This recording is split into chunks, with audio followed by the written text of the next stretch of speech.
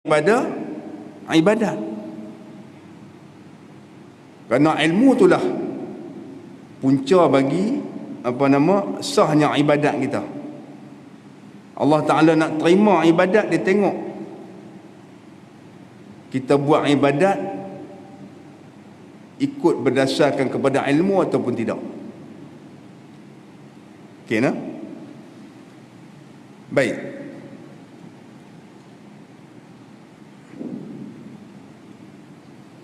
Kalau kita banding kan, itu nak banding lah dunia dengan akhirat. Cuma kita nak banding dunia dengan ilmu akhirat, tak sama tuan-tuan. Abdullah ibnu Mas'ud radhiyallahu anhu,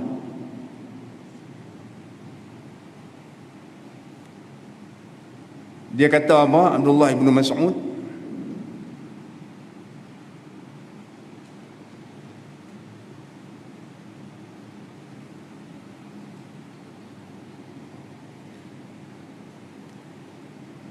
Abdullah bin Mas'ud dia bagi tahu, dia kata ada dua perkara yang dicari itu yang tidak pernah kenyang.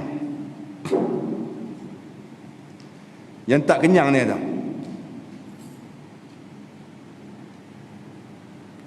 Maknanya sentiasa cari, kita tak kenyang, tak puas. Yang pertama dia kata penuntut ilmu, talibul ilmi. Yang kedua talibud dunia. Yang pertama orang yang mencari ilmu, dia tak pernah kenyang. Yang kedua talibud dunia, orang yang mengejar keduniaan, yang mengejar dunia, tak pernah kenyang tuan-tuan. Betul tak? Orang yang menuntut ilmu, dia tak pernah kenyang, dia nak cari lagi. Orang yang mengejar dunia pun sama juga tuan-tuan, tak pernah kenyang, dia nak cari tambah. Ini ada perbezaan tak? Kedua-dua ni nampak sama, ya? Menuntut ilmu, mengejar ilmu dan juga mengejar dunia ni nampaknya sama, tak pernah kenyang. Tetapi kata Abdullah ibnu Mas'ud, wa huma la yastawiyani, dua-dua ni tak sama.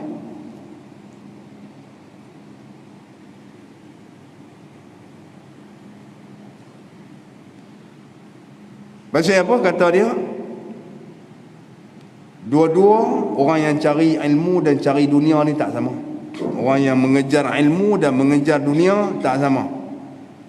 Amma talibul ilmi fayazdadu fi ridha rahman. Orang yang menuntut ilmu, maka bertambahlah sedikit demi sedikit, bertambah di dalam keredaan Tuhan. Orang yang menuntut ilmu, orang yang mengejar ilmu ni, dia akan bertambah, ya, kedudukan dia dalam keredaan Allah Subhanahu wa taala. Sebaliknya orang yang mencari dunia, wa amma talibud dunya fayazdadu fi tughyan. Adapun orang yang mencari atau mengejar keduniaan, maka dia akan bertambah-tambah lagi di dalam kesesatan. Bertambah dalam kesesatan, makin jauh orang yang cari dunia ni. Kerana dunia menarik kita jauh daripada Allah Subhanahu wa taala. Itu kata Abdullah ibnu Mas'ud. Kata Abdullah ibnu Mas'ud, ya. Dua orang yang nak cari dunia dengan nak cari akhirat, kan? Kata Abdullah ibnu Abbas radhiyallahu anhuma, dia kata apa? Al-ilmu afdalu minal mali. Ada dua benda yang bernilai dalam dunia ni, ya? Al-ilmu afdalu minal mali. Ilmu itu lebih baik daripada harta. Abdullah ibn Abbas kata, ya, ini sepupu Nabi ni, Abdullah ibn Abbas ni. Dia kata ilmu ini lebih baik daripada harta. Dua-dua tu bagus, tapi ilmu tu lebih baik. Lianna al-ilma, kerana ilmu itu mirathul anbiya, kerana ilmu itu pusaka para nabi dan rasul yang diwariskan kepada para ulama. Pusaka dia, tuan-tuan. Tuan-tuan, kalau kita dapat ni, bila sebut ni pusaka nabi ni, bila kata pusaka nabi, pusaka rasul, oh besar. Apa yang rasul tinggal kat kita ni, pusaka dia, ilmu. Kita ambil mulia dia kerana dia jadi pusaka nabi dan pusaka para rasul. Wal malu mirasul fara'inah. Ini Abdullah bin Mas'ud kata, Abdullah bin Abbas. Sedangkan harta itu pusaka Fir'aun. Pasal apa? Pasal Fir'aun ini dia hidup dalam dunia mengumpul kekayaan. Kumpul kekayaan.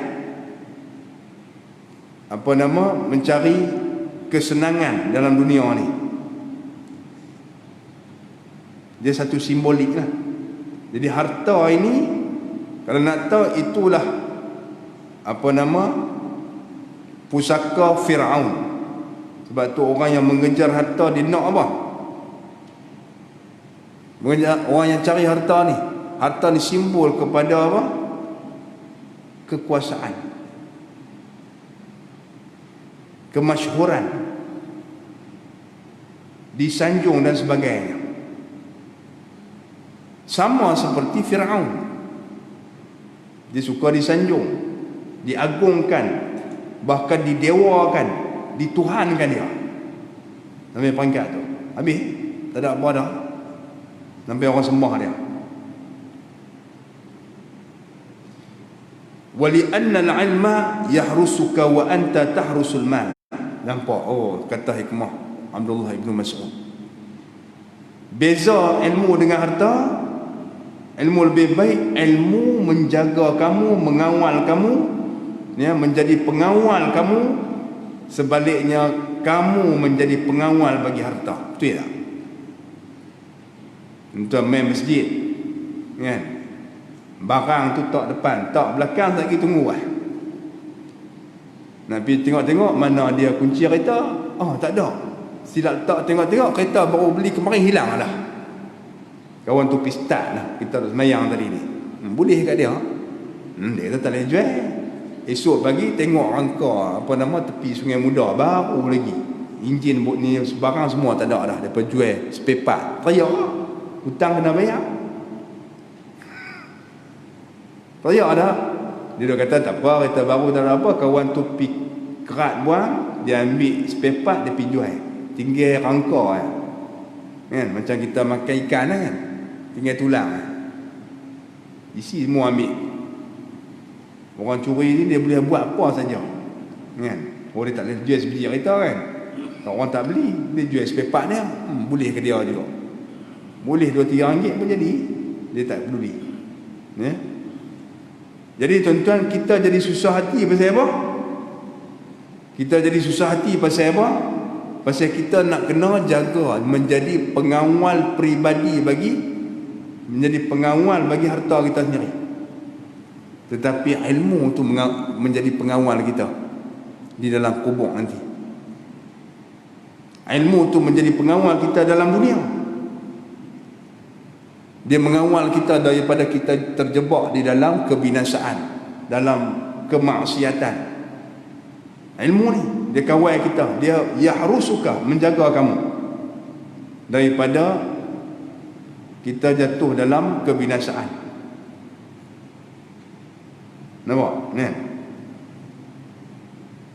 Tetapi harta kita kena jaga. Lambat lepas habis orang lain ambil. Betul tak? Kita sentiasa susah hati kerana harta. Ada orang susah hati kerana ilmu? Tak ada. Tuan belajar ni susah hati dah, ilmu tak ada, lupa dah. Belajar sekolah dulu, belajar universiti dulu, kerja, habis kerja lah ni tak ada apa. Lepas tu kalau tanya apa nama, ingat dah ilmu tu, tak ingat dah. Rasa ni dah, susah hati dah, ilmu tu tak ada dalam diri kita. Ilmu tu tak ada dalam diri kita. Ilmu apa? Ilmu geografi,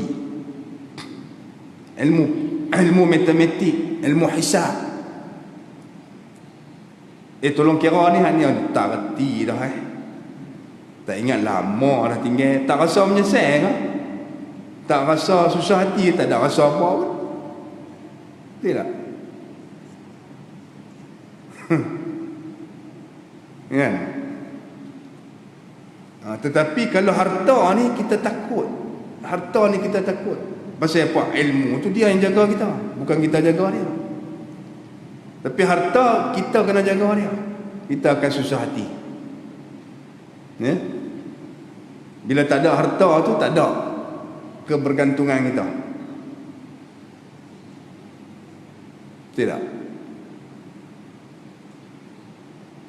Tu ada orang bunuh diri, mari gantung di mana? Johor. Masa kena buang kerja. Kena buang kerja tak ada harta. Kan? Ada hutang. Nak buat macam mana? Bunuh diri. Tak ada orang ni ligan, kawan ni ligan. Dia tak sanggup hidup dah. Mati senang. Kerana dia kena jaga harta. Dia akan susah hati kalau dia tak ada harta. Nampak tak? Jadi orang berilmu, tuan-tuan, bahagia dunia akhirat.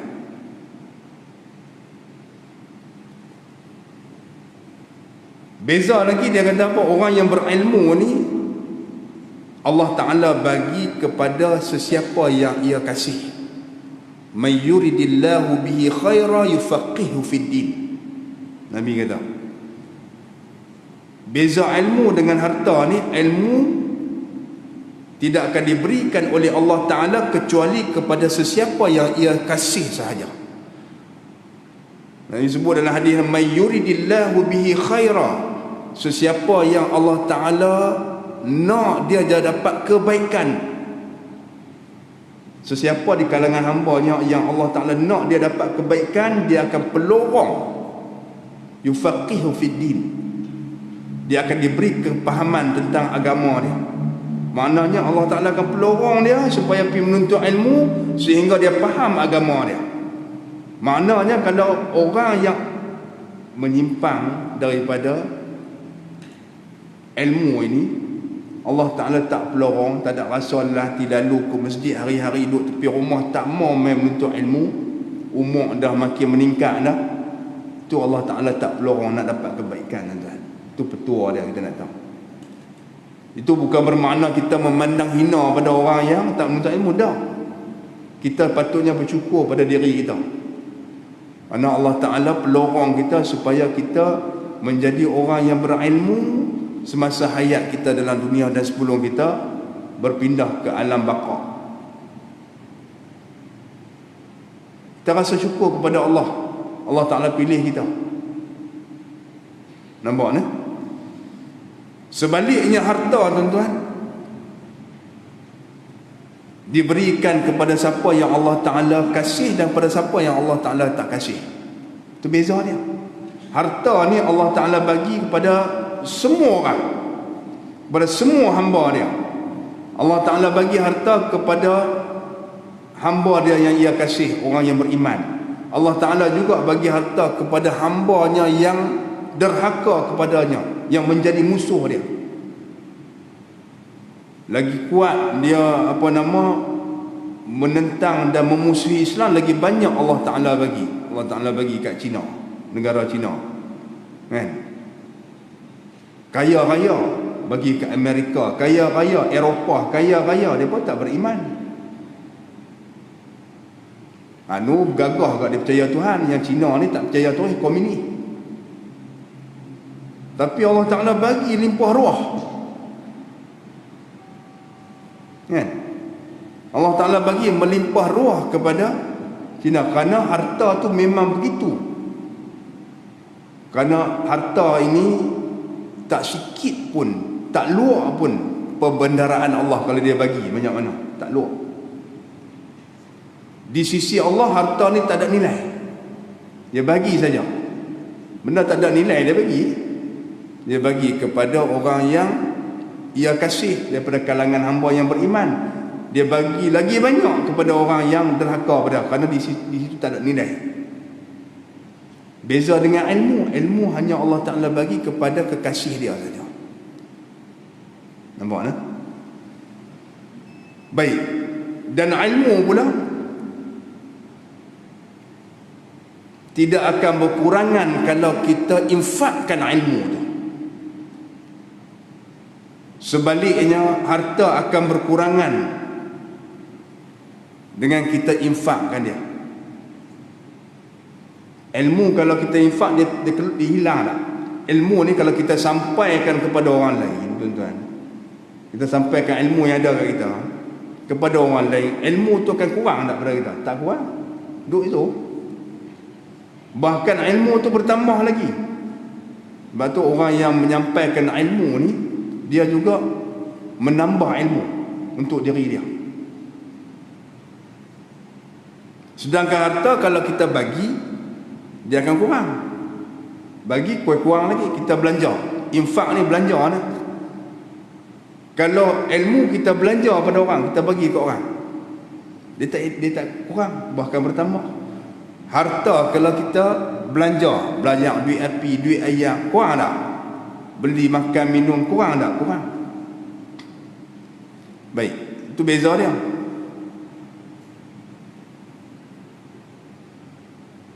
Orang yang berharta, bila dia meninggal dunia, maka orang tak sebut dah. Orang yang berilmu, kerana mulianya ilmu, bila dia meninggal dunia, nama dia disebut-sebut. Kan? Nama-nama dia disebut, namanya disebut-sebut, kekal dalam ingatan orang-orang yang menuntut ilmu itu, kekal dalam ingatan masyarakat itu. Baik, dan yang terakhir kata dia apa? Orang yang mempunyai harta ni akan ditanya di hari akhirat esok. Setiap sen dan setiap ringgit yang dia peroleh, daripada mana dia dapat? Rasuah ke? Dengan memerah apa nama? Daripada tenaga orang lain ke? Dengan cara halal ke haram ke? Akan ditanya oleh Allah Ta'ala. Dan ke mana dibelanjakan, Allah Ta'ala tanya. Macam kita apa nama, macam ini orang panggil apa? Dipanggil apa? Audit kan? Betul? Harta kita akan diaudit oleh Allah. Bila audit ni tuan-tuan, 2 sen ni kira tak? Oh kira 2 sen kira, ya? Bila 2 sen dikira, faman ya'mal mithqala dzarratin khairan yarah wa man ya'mal mithqala dzarratin syarran yarah. Kan? Itu kita nak tahu macam mana telitinya Allah Ta'ala. Siapa yang beramal yang baik, walaupun sebesar zarrah, zarrah tu benda yang paling kecil dalam dunia, akan ditimbang. Siapa yang buat jahat, yang paling kecil dalam dunia akan ditimbang. Itu dia punya apa nama ni, kalau kita nak tahu telitinya Allah Ta'ala dalam perhitungan di hari akhirat nanti. Makna setiap harta kita akan ditanya daripada dia kita ambil dan ke mana dibelanjakan, supaya akaun balance. Walaupun setengah duit sekalipun akan ditanya. Ke mana dibelanjakan akan ditanya. Sebaliknya, sahibul ilmi, orang yang mempunyai ilmu, setiap bicara dia itu sudah mendapat satu pangkat dalam syurga. Setiap apa yang dia bicara, ya, tentang ilmu tu, dia dapat satu darjat dan pangkat dah. Dia bicara lagi, dapat lagi. Bicara lagi, dapat lagi. Tambah. Dia akan naik martabatnya dalam syurga kan? Lebih tinggi. Orang yang ada ilmu. Tapi orang yang ada harta, berat. Nak kena audit teruk tuan-tuan. Himpun harta dalam dunia ni seronok. Kalau kita tengok orang yang kaya-raya, seronok. Kita pun nak teringin jadian. Itu memang fitrah manusia. Kita tengok orang kaya kan, ada istana dia, ada kereta 2, 4, 5 biji, ratus biji pada satu gudang kereta dia. Dia teringin kita, kan? Ada apa nama, isteri 4, 5 orang, 4 orang lah, 5 orang tak ada. 5 tu nampak sangat, kan? 4 orang teringin, semua teringin. Tuan-tuan, itu nama dia keinginan hawa nafsu. Tu benda biasa. Benda biasa. Fitrah Allah Ta'ala letak pada kita dah. Dia tengok, oh dia teringin, kan? Tapi bila dia tengok balik, ya, contohlah macam kita lah, jabatan kita ni dapat peruntukan banyak kan. Mai tahun audit kita pening. Dia tak? Sekolah kita dapat peruntukan banyak, dapat kan, nak buat apa ni?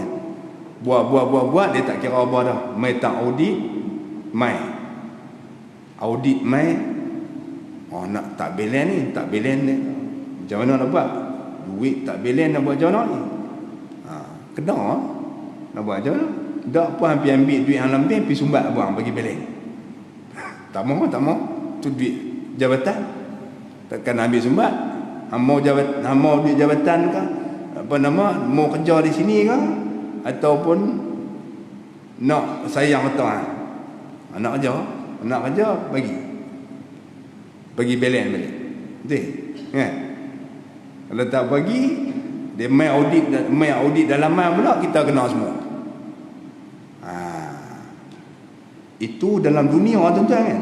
Dalam dunia kan. Contoh dalam dunia ada. Di hari akhirat lagi dahsyat. Nampak tak? Baik. Itu sikit kata-kata sahabat Nabi berkenaan dengan kemuliaan dan kelebihan ilmu. Baik. Kata musannif rahimahullahu ta'ala, dia kata apa? Dia kata ini sekaliannya hamba ambil dari kitab Nuzhatun Nazirin bagi Syekh Abid Al-Dharir, ya? Hadis-hadis tadi dalam akhir mukadimah kita ni, dia ambil dalam apa? Kitab Nuzhatun Nazirin. Kita boleh tengok di sana, karangan Syekh Al-Abid Al-Dharir. Baik, itu rujukan dia. Babun fil ilmi, babun fi bayanil ilmi allazi yajibu alaina an natlubuhu. Ini suatu bab pada menyatakan ilmu yang wajib atas kita menuntut, mengetahui akan dia. Baru kita masuk dalam pembahagian ilmu yang wajib kita pelajari. Baik, jadi cukup sekadar itu dulu. Semoga memberi manfaat pada kita semua. Wallahu subhanahu wa ta'ala. Bismillahirrahmanirrahim. Alhamdulillahirabbil alamin. Wassalatu wassalamu ala asyrafil anbiya'i wal mursalin wa ala alihi wa sahbihi ajma'in. اللهم افتح علينا فتوح العارفين وفقهنا في الدين واجعل أعمالنا خالصة لوجهك الكريم برحمتك يا أرحم الراحمين. اللهم ارزقنا فهم النبيين وحفظ المرسلين وإلهام الملائكة المقربين برحمتك يا أرحم الراحمين. وصلى الله على سيدنا محمد وعلى آله وصحبه وبارك وسلم والحمد لله رب العالمين.